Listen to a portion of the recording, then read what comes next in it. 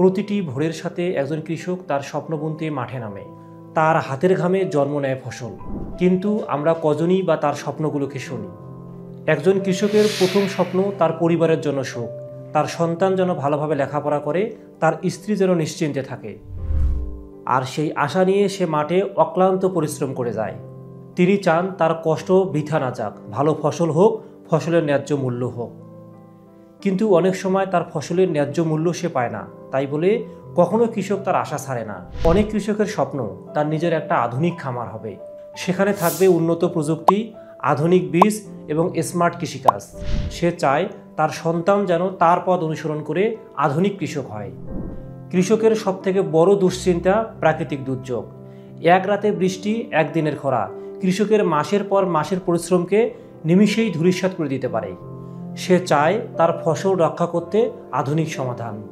একজন কৃষকের শেষ স্বপ্ন হলো সম্মান। সে চায় মানুষ তাকে যেন গরিব চাষি হিসেবে না দেখে, বরং তাকে সম্মানের চোখে দেখুক, কারণ কৃষক ছাড়া পৃথিবী টিকে থাকতে পারে না।